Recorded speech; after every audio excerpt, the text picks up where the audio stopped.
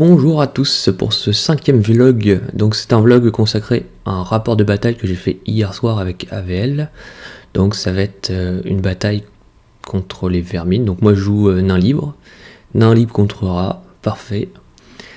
Donc le scénario c'est invasion. Alors invasion c'est le but c'est d'avoir le maximum d'unités à soi du côté adverse.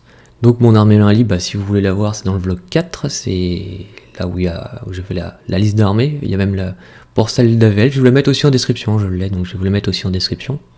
Donc avant tout, la liste naine, elle a beaucoup d'avant-coureurs. Donc il y a en tout 7 unités avant-coureurs dans la liste naine. Ce qui est pas mal, ça permet de prendre un peu d'avance sur l'ennemi. Donc c'est les rats qui ont eu le premier tour, malgré le fait que les nains étaient en avance.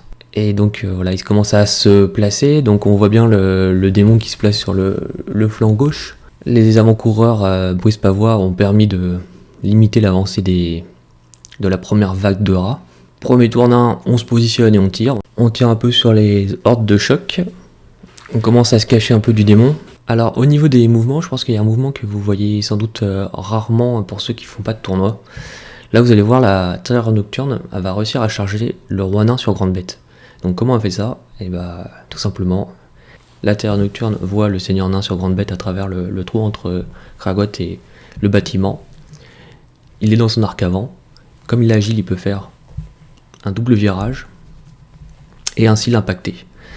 Ça va être de même pour la cavalerie rat qui va pouvoir faire un mouvement et un deuxième mouvement pour pouvoir toucher les pisteurs les plus à gauche. Deuxième tour nain. Alors on voit bien que Kragot était un peu dans le vent, donc il va avancer et pouvoir tirer, Kragot tire, et on va pouvoir envoyer la sauce au niveau du tir, donc les brises pavois vont pouvoir envoyer les chiens, et tout le monde va pouvoir tirer. Donc pour le troisième tour rat, le démon charge le seigneur nain, qui était déjà bien mal pris, et derrière, les brises pavois se font un peu punir par les hordes de choc. Pour mon troisième tour, c'est parti. Donc c'est parti pour les blaireaux. Donc là je fais un move où Agilax va pouvoir charger sur le flanc des guerriers Skaven. Et en face, je vais envoyer les blaireaux de face à la horde de troupes de choc qui est phalange, en espérant pouvoir les stun. Malheureusement, ou heureusement, je les ai stun, mais ils ont furie. Bon, Agilax fait le travail. Et donc sur la droite, ça commence à se décanter un petit peu de mon côté, mais sur le flanc gauche, c'est un peu le cas, c'est un peu compliqué. Le démon a raté sa première attaque sur le roi nain, mais la deuxième de dos, ça va être un carnage. Les pisteurs tiennent, mais je sais pas jusqu'à quand. Et donc tout va se passer au centre. La cracotte charge de dos les hordes de choc, donc l'impact va être sévère. Et tout va jouer là-dessus. Je lui inflige plus de 30 dégâts, mais presque 40 je crois, et là c'est le grand drame, le double 1. Donc la partie était très serrée jusqu'à ce moment-là où là c'est le double 1 qui fait mal, le démon charge de flanc la cracotte, je me prends une charge de flanc des guerriers, et là c'est mon centre qui explose. Tout moi, j'essaie quand même de taper et de mettre quelques dégâts. Donc Erneas va pouvoir faire un bon petit tir de flanc sur la horde de troupes de choc. Et enfin la finir avec ses 40 dégâts.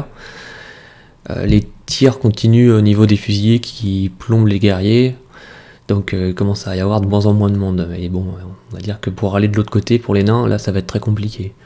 Alors je tente un move au 6ème tour de désespoir, de faire avancer les fusiliers nains. Alors les fusiliers nains...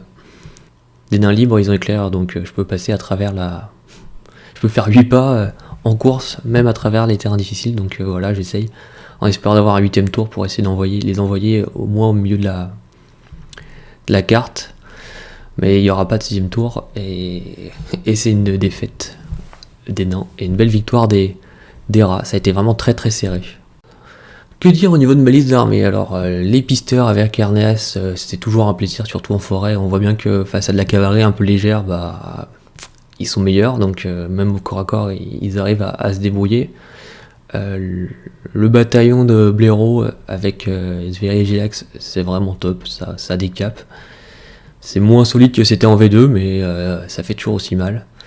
Les fusillés, bon, là ça va, j'ai pas trop de personnages indépendants pour aller les embêter ou quoi que ce soit, donc ça s'est bien passé. Par contre, les brise pavois avec chien, c'est pas fou, enfin c'est pas fou dans ma liste. Je pense que ça peut être très fort, mais il faut avoir une enclume. Et ma liste, malgré tout, elle a pas d'enclume, elle a pas de point d'ancrage où l'ennemi va forcément se casser les dents. Sur toutes mes unités sont défense 4, à part Kragot et le roi nain sur Grande Bête. Mais eux sont plus sur un aspect aller chercher des flancs que vraiment tenir une unité. Donc voilà, j'espère que ça vous a plu. Demain on va reprendre du modélisme et peut-être qu'il y aura d'autres vlogs sur le. Je pense qu'il y aura d'autres vlogs sur les rapports de bataille si vous aimez bien ça. A bientôt. Ah oui, et pour ceux qui veulent aussi, je mets l'intégralité de la bataille sur la chaîne YouTube. Alors je vais pas forcément faire de pub dessus et ça va durer je pense 2h, 2h30, donc voilà, c'est pour vraiment les acharnés du jeu.